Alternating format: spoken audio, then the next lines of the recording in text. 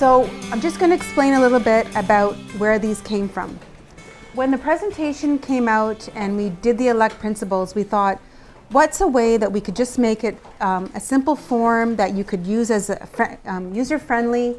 You can post them on your bulletin board and you can show parents that you have done the elect training. So this is basically, it's called information activity cards.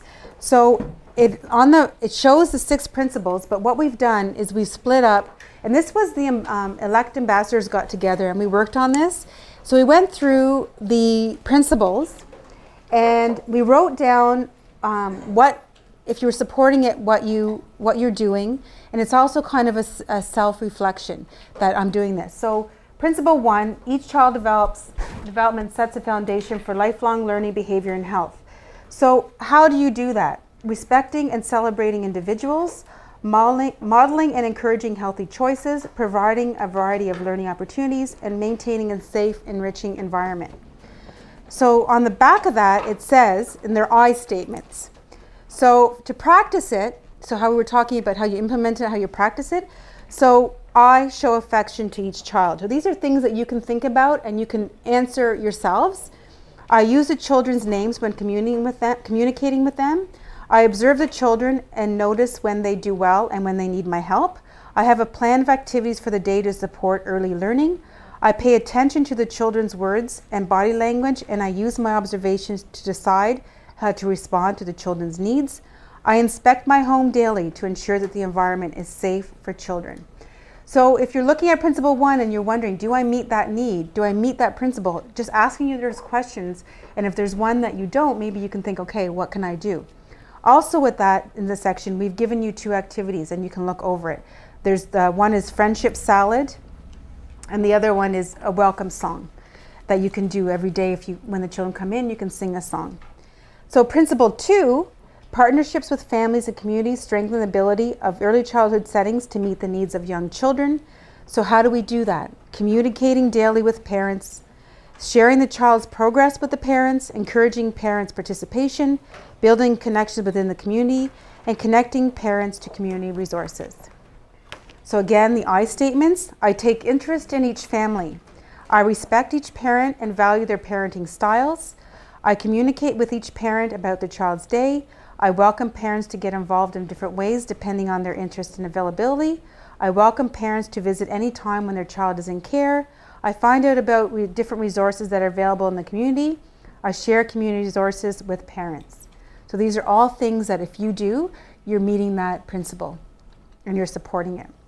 And then one of the activities, building a family tree. Just have the children draw a family tree, and it can be stick people, or they can ask them to bring photos of their family.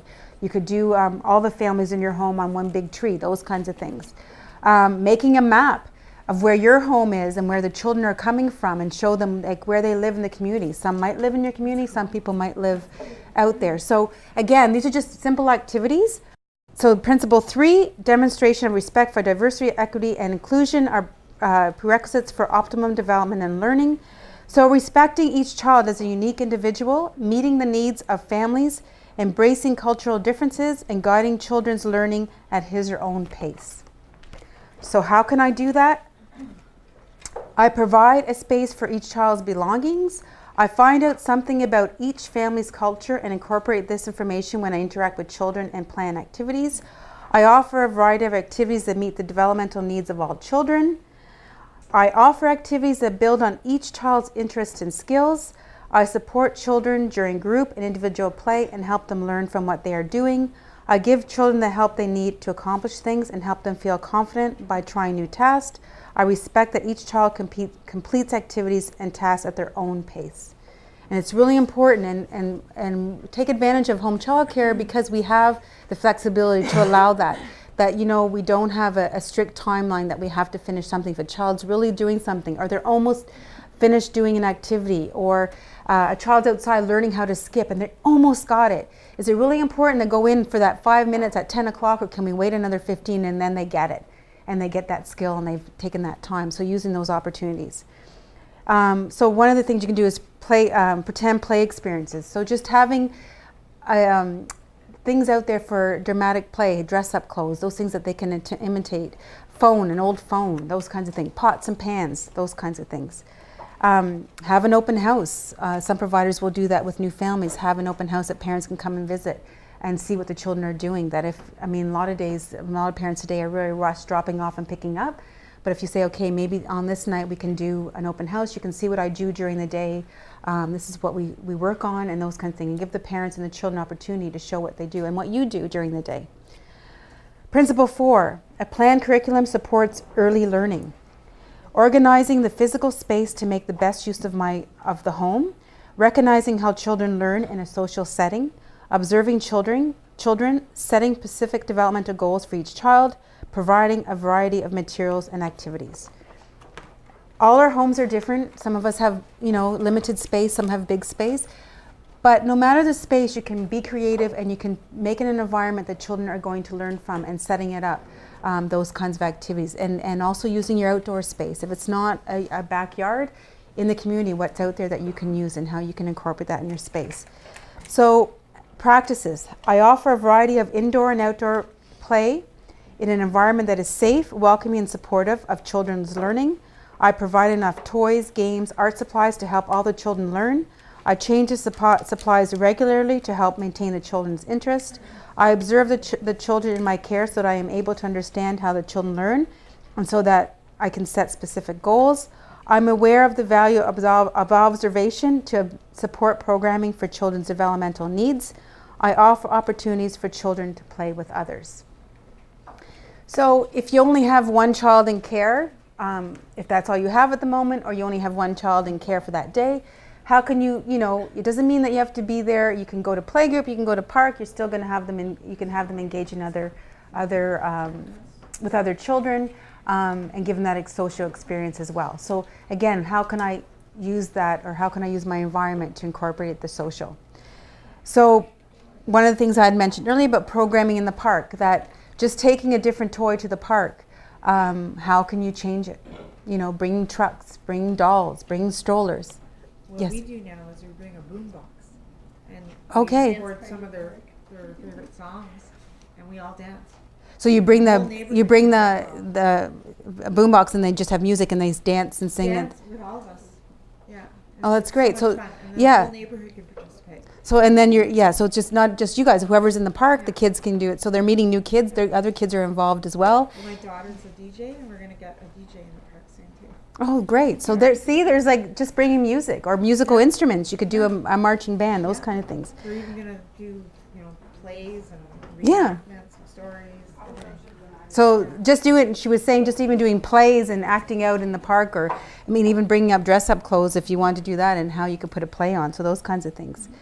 So next one is Principle 5. Play is a means to early learning that capitalizes on children's natural curiosity and exuberance. So in partnership with licensed home childcare agencies, providers support optimal early learning by understanding that play contributes to children's learning, offering a variety of different types of play, observing and documenting children's play, including children in daily programming, and creating opportunities for play and interactions with adults and peers. So how can you do this in your home? As a provider, so you find ways to help children learn specific skills and concepts. I use teachable moments to talk to children about day-to-day life. I play interactively with the children and expand on their ideas. I invite children to try a range of games, toys, or activities. I recognize when children are ready to try something new. I include different types of play as well as children's ideas into the daily routine. I post my program plan. Again, keeping the children's interests in your mind when you're planning your program. Block play. We really encourage that everyone has blocks in their home, but instead of building every day with the same blocks, if you add different things, if you add tubes, if you add cars, if you add animals, if you add people, it's going to change the play. So just using the stuff that you have, but in different ways. So Principle 6, knowledgeable and responsible early childhood practitioners are essential to early childhood settings. So again, who are those people? You! You are. If it wasn't for you and you weren't there and you weren't engaged and you weren't providing these opportunities, these children wouldn't learn. So it's really important that we are proud of what we're doing. So knowing your own strengths, interests, and abilities. So if there's something that you're not strong at or you're not aware of, like today, coming out for training, you're going to learn new ideas. So you're going to, you're going to learn new things that you can incorporate in your home. So we're always learning. We never stop learning.